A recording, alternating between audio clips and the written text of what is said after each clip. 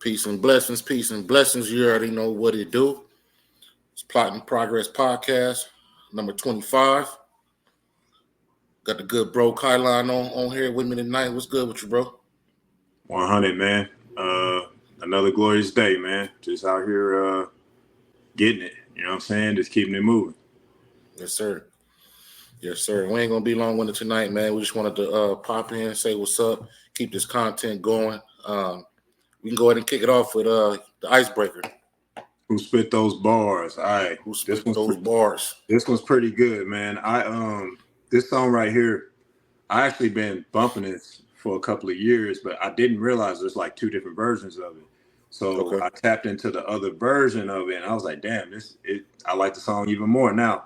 So I got to do the whole first verse because let me see here. All right.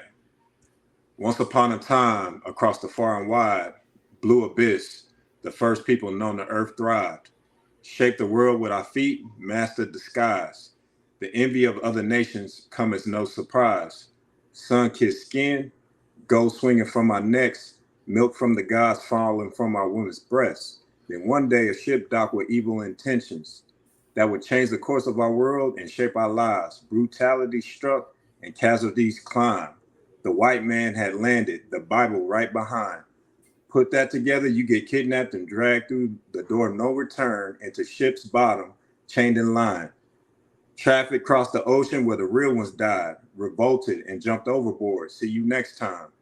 A foreign land, stolen world, smells of death rise. But laughter, blood, and fire, somehow we survive.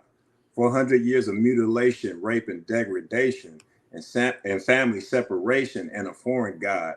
But see, we took that like we took scraps and gave you soul food. Put our foot in that. That's what our souls do. Gave you rock and roll while we clean toilets. First we built this nation. Now we watch you destroy it. The miseducation of 10 generations. But today I'm teaching American horror stories. Damn. Yeah, he was spitting. He was spitting. Damn. That's a dope song. I need a hint. Okay. I believe they from Atlanta. I'm not exactly sure. Dead Prez? No. This is more like newer generation duo. It's two of them. Duo. And I think they from Atlanta. I'm not even like familiar with a lot of their catalog, but I've heard a few songs here and there, and somehow I found this one a couple of years ago. So a duo from Atlanta, newer generation. Yeah. So that cuts out Outkast. Yeah, way after Outkast, but kind of like in that same pocket from what I've heard from them. Okay. Shit, it ain't Young Bloods. Nah, way after that. They would never do nothing like that anyway. I'm tripping. Shout out to Young Bloods. Shout out to Young Bloods. I don't know. I give up. All right, so that's Earth Gang. I don't know if you ever heard of Earth Gang. Y'all heard of Earth Gang. Dreamville. The name of the song. Oh, they on Dreamville? They're on Dreamville, yeah. Oh, I didn't know that. Okay, that makes sense. The name of the song is American Horror Story OG. So there's two different versions. There's an OG version, and then there's I guess I don't know if it's like a proper version that made the album or whatever, but that was the OG version. So it's a lot more uncut than the other version. So dope song, check that out. Shout out to Earth Gang. That's a fire. Shout out to Earth Gang. I never would have guessed that. Because I've only heard like probably 4 or 5 songs from them. But yeah, they signed to Dreamville. Okay. I can see that. That's J. Cole artist. Okay. Dope. Heavy bars though. Yeah, heavy bars. He was kicking. So y'all check that one out. All right, so tonight really wanted to highlight the recent news, the USDA, and that's the U.S. Department of Agriculture. They issued a $2 billion payout of financial assistance to over 43,000 farmers, ranchers, and like forest landowners who experienced discrimination in farm lending programs before 2021. So essentially, this was spearheaded by the Biden-Harris administration, and trying to rectify, an effort to rectify some of the disenfranchisement that has gone on with black farmers, especially for decades. You know what I So mean? repeat that one more time. I didn't hear. I was doing some stuff in the background on the podcast. You said say that one more time. So over the past week, it's been publicized that the USDA has issued a $2 billion payout Mm-hmm. to remedy discrimination that's Discrimination. been experienced by black, well, it does say black farmers and minority farmers. So, you know, that minority word can be a little tricky. That could be a little Right, trick back. right. But essentially to remedy discrimination that farmers have experienced when applying for USDA lending that is typically available for farmers. So they're So, gonna give black farmers some money. so in totality, it's $2 billion that's going to be granted to over 43,000 farmers, and it says that the current or former farmers are receiving anywhere from 10 to 500,000, with the average payout being around $82,000. And then there's an additional 20,000 individuals who planned to farm but could not due to discrimination. They're going to receive between $3,500 and $6,000, and then I think the average that comes out to right around $5,000 that they would get as well. So in totality, $2 billion is being kicked out. Farmers all over the country, especially down in the South, Mississippi, Alabama, Arkansas, Texas, Georgia, North Carolina, pretty much centralized, like in the southern states for sure. Yeah. But I believe some of that's gonna be contributed to, like even Arizona was mentioned in this as well. So the historical context of this is obvious, right? And we've talked about some of this before, but the intent is to address some of the long-standing discrimination that black farmers have endured in terms of like corresponding with the USDA. As far as loan approvals and grants and things of that nature, even being victim of, higher interest rates, that sort of thing. So considering that, I mean, you just add that to the pile of all kinds of shit that has been done to disenfranchise black people in America. Like, what's y'all thoughts, or do y'all have any additional context about any of that? I had a question. So how do they how do you prove that you got discriminated against? Like, do you have to just make us? Because anybody could be like, "Yo, I got land. I wanted to farm on my land, but the people discriminated against me, and I wasn't able to do it." So how can they kind of validate that you've been discriminated against? Because shit, just say for instance, we wanted to be like, okay, yeah, we wanted to do it, but discrimination. How are you discriminated against? Well, shit, y'all own everything and we own nothing. You know what I mean? You could just say any fucking thing. You know what I'm saying? So like, how do they differentiate what's valid and what's not? Do you have to prove something? You have to have some sort of proof, or how does that work? That's what I was thinking of. So I would imagine that they're identifying these recipients based on previous applications that these individuals or entities would have submitted for loans or grants from the USDA, right? So they're able to identify within a particular time period where money was allocated and the disproportion between white farmers and black farmers and other minorities, and they can kind of the disparity, I would imagine, for them to issue this money, the disparity had to be glaring enough for them to you know um, actually push this through. And it's something that we've all kind of we've heard these stories for you know my whole lifetime. I've heard about things like this, and you know people being taken advantage of, or just opportunities that are untapped, or there's barriers put in place to keep us from that sort of funding. So um, I you can't even monetize or quantify the damage that has been done of the past. But I mean, this is a step in the right direction. Anytime you talking cash, I'm listening. You know what I'm saying? Yeah. especially this time of the year when people are concerned with a lot of the political initiatives and things of that nature. Um, this sort of thing is what I like to see. You know, put your money where your mouth is in terms of making things right. So this is kind of reparations type vibes, but on the farm level to a certain degree. I'll say It's still a pinch, pinch of pinch, reparations. Yeah. a Yeah, pinch of reparations, yeah, but foreign vibes. I think that it is a step, you know what I mean, in the right direction, but I feel like it could be more. I feel like absolutely. I feel like Yeah, that for should sure. equivalent to the 40 acres type thing that we should have. Come on. Yeah, y'all need to be giving motherfuckers some land. You know what I mean?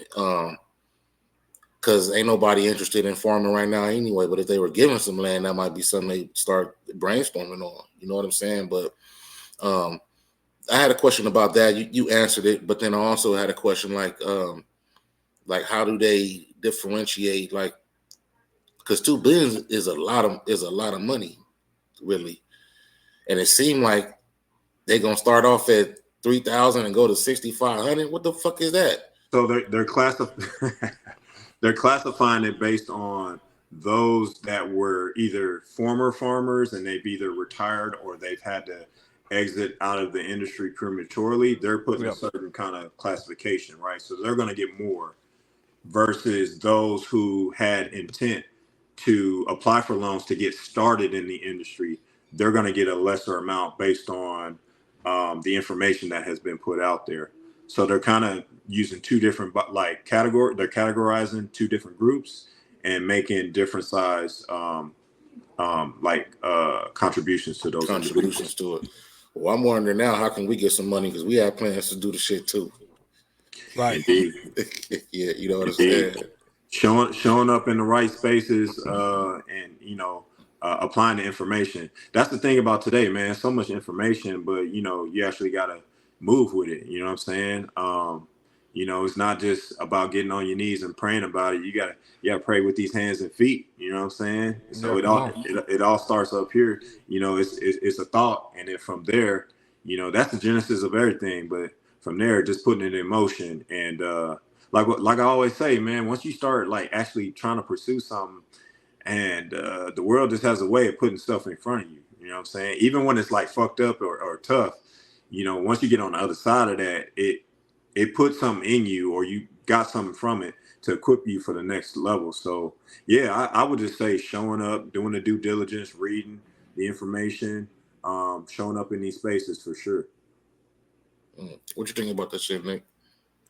Yeah, I think one of the things that for us specifically is we've got to put that action into play, put that plan into play, and you know, man, I think this particular lawsuit or whatever it was that generated this. I think that was from the one guy that's been advocating for black farmers across America for the longest of times, and so I bet he's probably in a large portion of that payout because of the extent to which the damages were done to him specifically, but more broadly the community that he also supports.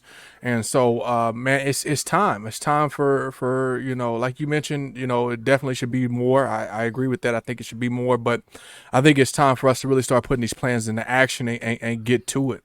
Make the rubber hit the road. You know what I mean? Yeah, No yeah, doubt.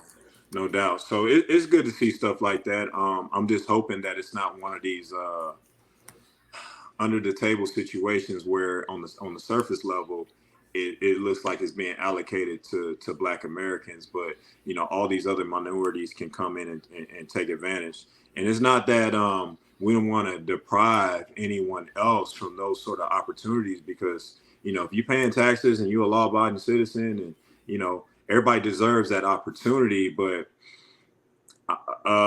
we gotta clear this debt over here. You know what I'm Come saying? Like, on, we gotta years clear and this years debt. upon Like, years. we got to get that right. And it's very frustrating to know, like, when you reflect on history and you really start learning about like all that has happened to our ancestors, you like, wow, man, like we really kicked in a lot of doors. and everybody just kind of came in behind us. Oh, But hell yeah. it feels like And walk right through. walk right through, trampled over us though. So they walking in on Exactly. our backs in a lot No, of they instances. they advanced. They advanced. We was the pawns, and they advanced on the pawns like some came in like rooks type shit. Indeed. You know what I'm saying? Indeed. Let me play this video I just pulled up, Okay.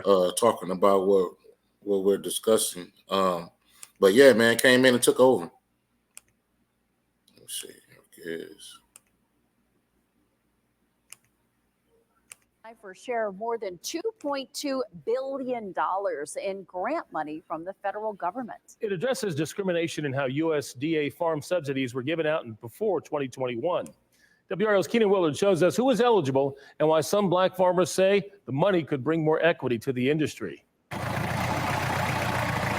At Golden Organic Farm in Edgecombe County, Kendrick Ransom is taking on 2 jobs, putting food on the table and teaching others to do the same. Historically, it's been very challenging to be a black farmer. Ransom runs a farming incubator, helping beginners learn the skills to get started in agriculture. He says there's a need for more black farmers in this country. Experts tell WREL that only about 45,000 farmers in the U.S. identify as black, making up just over 1% of the industry. The reason for that disparity? A lot dealing with the USDA, discrimination that played a part. Ransom says historically, the federal government discriminated against minorities in the process of giving out economic subsidies to farmers. He says it left many black farmers unable to afford to keep their land over the years. And we're just being totally dominated, and it's time for some change. A potential step in the right direction, the USDA is launching the Discrimination Financial Assistance Program. It's $2.2 billion worth of federal grant money, set aside specifically for farmers, ranchers, and forest landowners who experienced discrimination by the USDA's farm lending prior to 2021.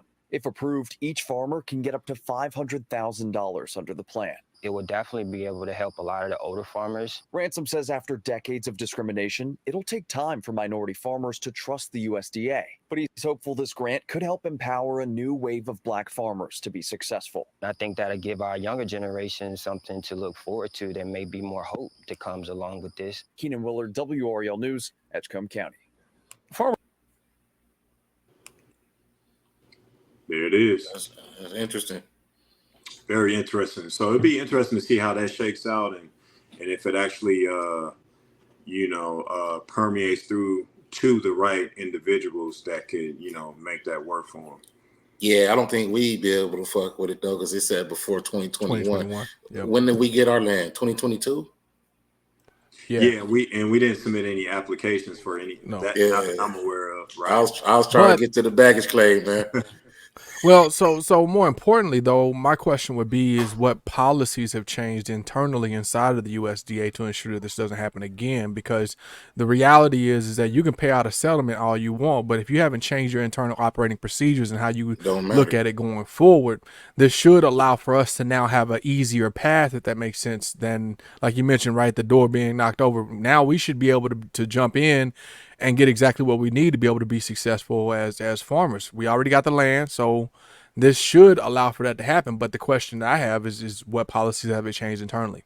So I think that's a larger piece of that whole pie, is that you got to really just examine what's changed inside of their operating structure. That's the $2 billion motherfucking question.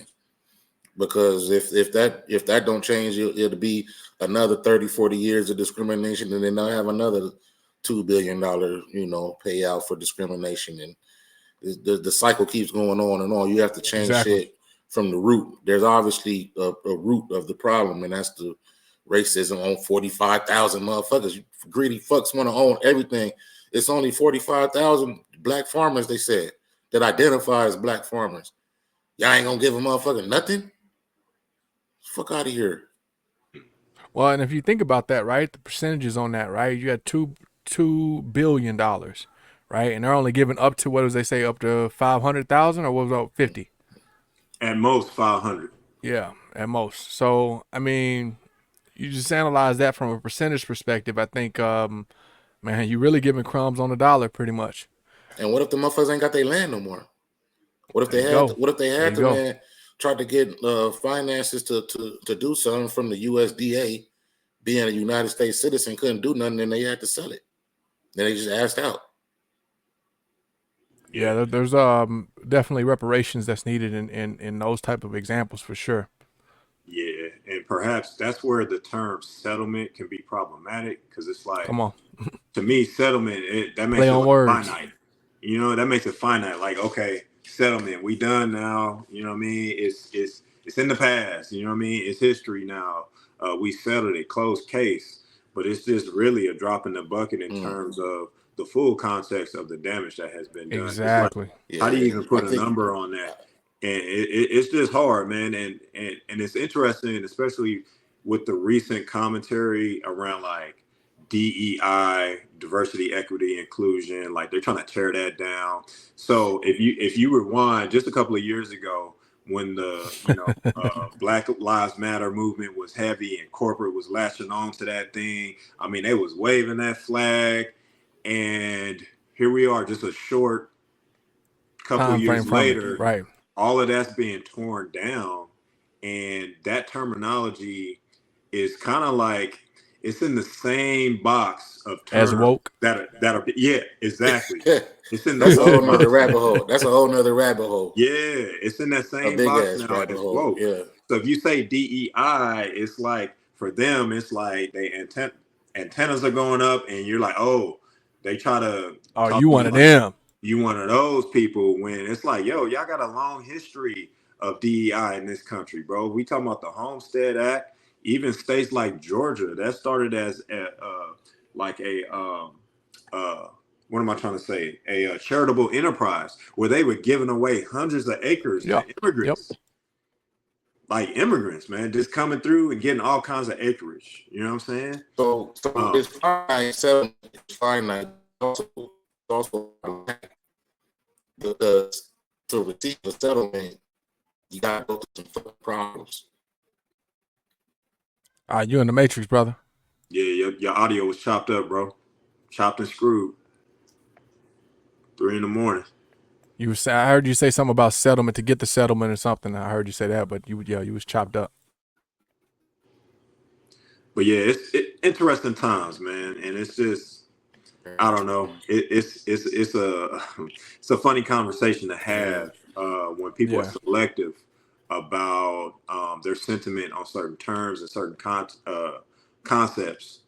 And it's like, yo, we look at the full scale of this thing. There's a lot more work to be done. So I'm of the mind state that reparations are due, but I also realize that it's not likely to be issued, right? Yeah. So we have to be intentional about defining and taking our own reparations, like by any means, whatever that means to you. It's like you got to go out here and get it, because it ain't came yet. Like what? Why would you Yeah. presume it Don't would let that come? hold you or hinder you. Exactly. Yeah, I Yeah. was saying it's finite and it's problematic because to receive a settlement, you got to go through some fucking problems. You know what I'm saying? So Right. it seems stupid. You know what I mean? Let me give y'all a settlement after I done fucked you over. So now I'm gonna give you some money to make you feel better. Right. And let's Yeah. say, oh, go ahead, bro. No. Go ahead. No, I was just gonna say, let's say if this is family land that y'all were farming, right? Your family was farming, and let's And you had it say all that, these years.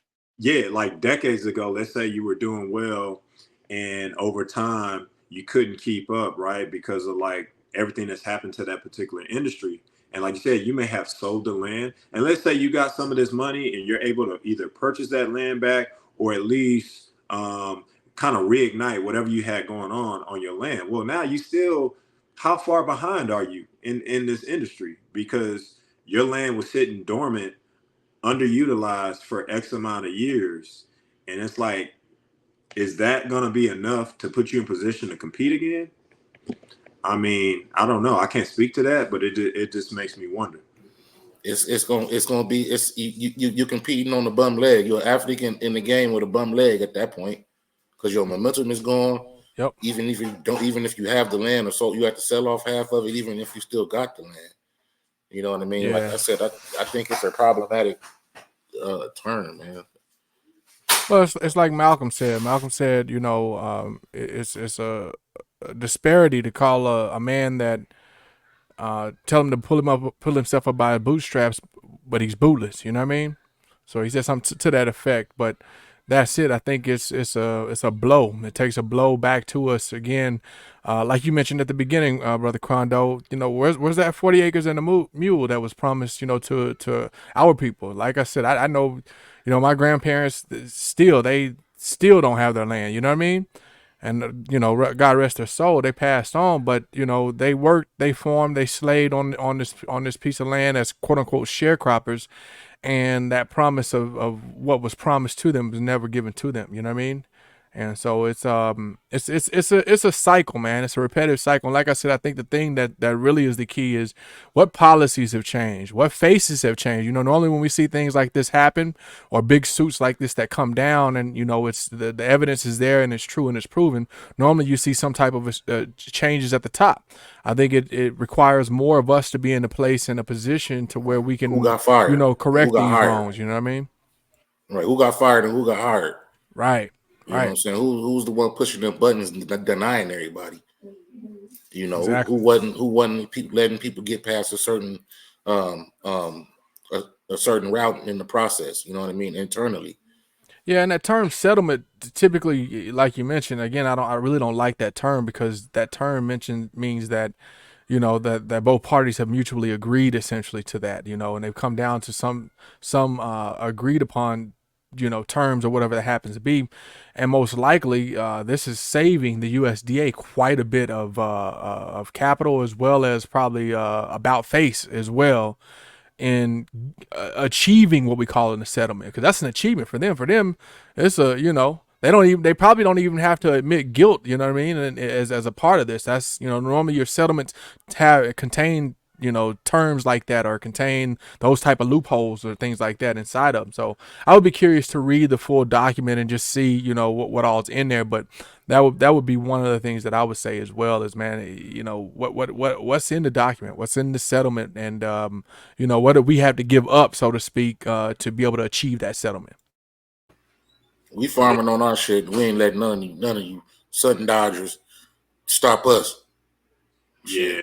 So I was instantly curious about what you just said, brother, because when you see a lot of the headlines right now, if you just go off of that, you would think that this is being allocated specifically to Black farmers, and that's not necessarily the case based on They included the minority in there.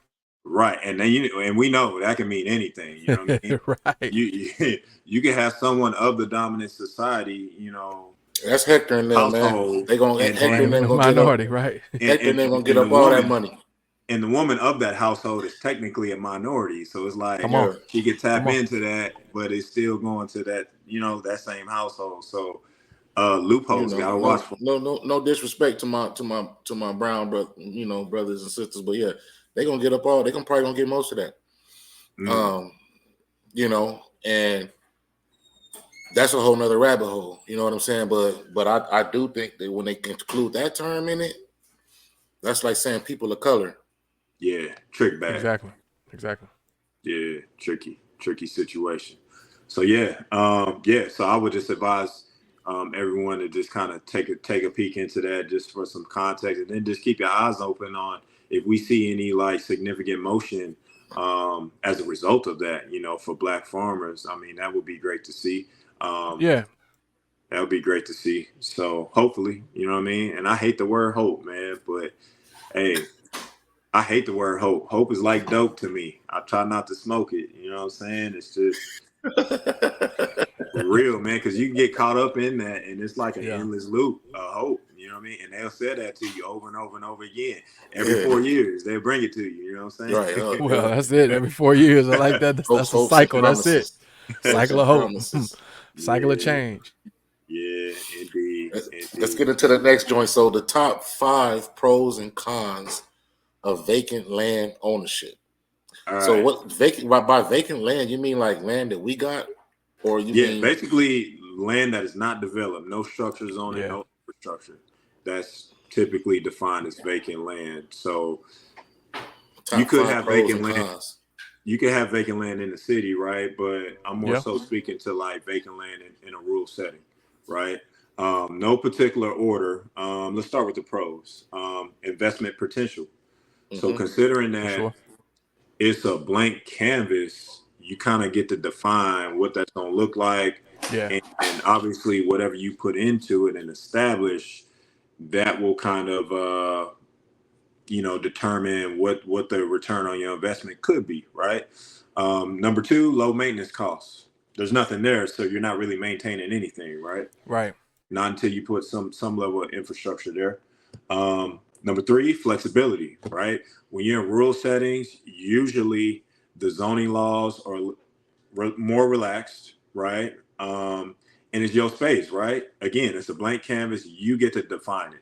So you can kind of, literally design it from A to Z, how you want that to look, whether it be, a little tiny home community or it's your retirement or bug out space, whatever you need that to be.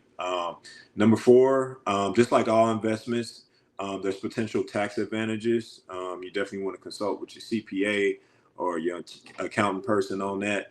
But anytime you own property or any type of asset, usually there's a way to shelter that and kind of position it on your taxes so that it could benefit you. Number five, this is big. Privacy and space, right? That's big. You know what I'm saying? Being in your own space, away from all the noise, the pollution, and it's just kind of like a safe haven for you. That's a big pro that I think a lot of people are tapping into nowadays. Yeah, and the One, cost kind of cheap too. yeah, Cost efficient. absolutely. Yeah. Yeah. Yeah. That's another one. In comparison to trying to buy something that's developed, right? It's minimal upfront investment for sure. For sure. So that's the list of pros I had.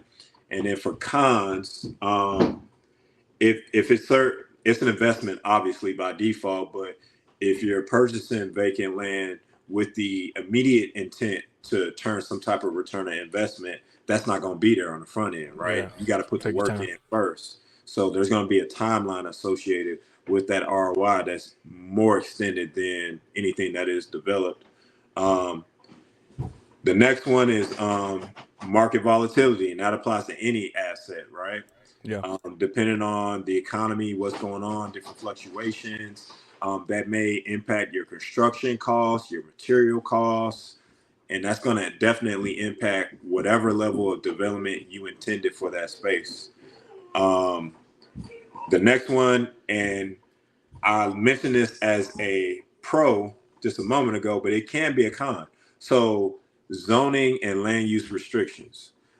Certain rural spaces, parcels are part of POAs, property owners associations. We talked about this on a previous episode.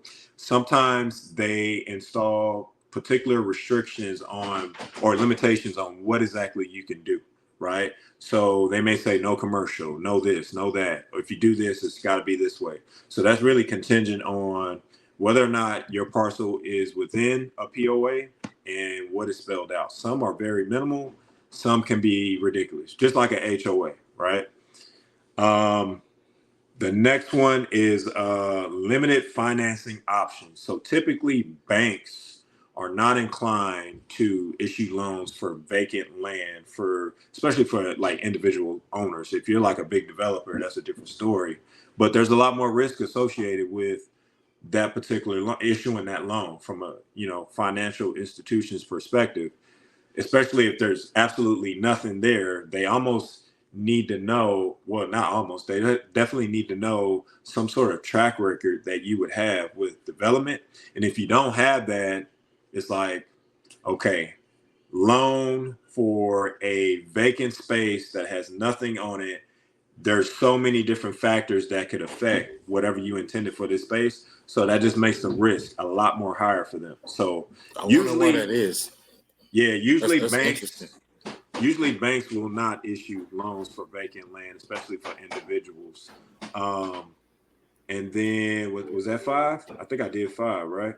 Five I think cons. that's five. Yeah, Yeah. that was it. That was it. So just some quick pros and cons. Obviously, there's more, right, that we can elaborate on. No particular order, but that's just a couple that kind of comes to mind. So that's just stuff you got to weigh out, based on your personal situation. You feel there's more pros than cons? Me You know what? It depends on what you want, right? Because some people like living in like a wealth of convenience, and that's not necessarily what this would be, right? Because you literally got to get it out the mud Hmm. and build every level of infrastructure for yourself.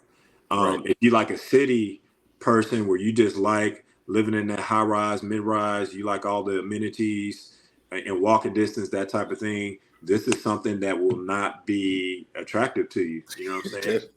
Hell I no. wouldn't imagine that, right? So it just depends, right? But for someone like myself, I really enjoy the outdoors at this particular moment in my life and being away from the noise. It's serene, it's cleaner air. You know, I just feel like I'm tapping back into a more I don't know, refined uh Ancestral. yeah, there you go. Not refined, ancestral. That's the correct word. It's simpler, but simple is better in a lot of cases, you know? So it just depends. It just Mm. depends. Some people don't want that life. Some people don't even know they don't want that life because they haven't been in that space, right? And I was that person. You know, I didn't understand a lot of that until I started getting out there, camping, seeing those spaces, talking to people that own land, watching YouTube videos where people can break down their experiences from the transition, what that's like, you Yep. know. So and I would say in most cases, exposure is the missing piece. People just don't know. You just know what you Mm. know. So Yeah, yeah, I think it depends on your mindset. If it's more Yeah. pros than cons, you could you could have a sparking idea and go do it, and then regret doing it if it's not what you want to do or how you want to do it or the pace that you even want to move. But if you go in with the mindset of this is a process, this is what I want to build, this is my goal, then I think it could work for you. It just depends on your mindset. Well, and I think it also requires in-depth strategy too when it comes to that. Like you mentioned, it's that blank canvas, right? And it's really a fine art to being able to take that undeveloped land and see the untapped potential in it. So I think for me, man, that's when I looked at the piece of property, and well, really when we all saw the piece of property that we have. I mean, we instantly lit up, and we knew that blank canvas was something that we could take and turn and mold and shape and Right. and watch it produce, from itself. So I think, like you mentioned, it requires that mindset, but it also requires you to have a vision, have a plan as well. So that's another big key. yeah. Another big part of that is it's a challenge, right? So it's like another chance to be a baby at something, right? Yeah, It's like you starting on the ground level, especially when you get to do it with a collective of people. That makes it even that much better because now it's that much easier to stay optimistic and encouraged about what you're doing. You know what I mean? Having accountability partners. You know what I mean? Making sure you're not falling off because we could do that easily to ourselves, like detract ourselves and procrastinate and things of that nature, but learning, you know what I mean? And almost yeah, like man. it's almost like reverse engineering the life that we live, right? Because we live in the city and it's like we have all this stuff, but then when you're there, you really start to understand the complexity of what you do have in the city and what it takes to have that. So it kind of like inspires a greater appreciation for all of that stuff, but it's an opportunity to develop those skills as well. So that's what I enjoy. Facts. Yeah, it's Hell a yeah. learning journey, that's for sure, man. And like you mentioned, it's really good to have someone along your side that's like minded, that sees the vision, and that will also challenge you to continue to stay on top of it as well. Because I know we've had some moments where definitely, man, each one of us were our accountability partners, and that helped us to really make it to that next task, that next Hmm. opportunity. You know what I mean? Yeah. I mean, just look at if you go back to some of the previous episodes that we listened to, and you look at some of the challenges that we faced out in the land. Getting stuck one time. So I think it's good to have a good collective of people that's with you that'll help you through that process as well. So again, that's what we're about here at Plotting Progress. That's what we're about. Indeed, man. So yeah, essentially that's it, man. In closing, um, we gonna keep coming back at y'all. We got some more guests on the way, some more interesting topics centered on land ownership, entrepreneurship, and also I would Off say grid. Come on. yeah, building, man, Preparation. building with like-minded individuals. That's another key piece to what we doing here. So just stay tuned. Send in your questions to thegrowthspot@gmail.com. If you have feedback or if you have a particular topic that you would like to hear us discuss, or if you want to be a guest, let us know. If you have something to provide, some kind of insight, we're more than willing to chop it up. With that being said, Brother Nakia, can you take us out? Absolutely. I want to also make a reminder really quick as well about the fact that we want to make sure to, let you know that we're open for people to support as well. So just hit the website as well, thegrowspot.org. And you're more than welcome to, to sign up for any of our subscriptions that we have there as well, and continue to come back and tune in for more dope episodes. Here at The Growth Spot, we are unified in action to build, protect, and expand a fruitful legacy of love, equity, growth, ancestral cooperation, and yield. Peace. Peace. Peace.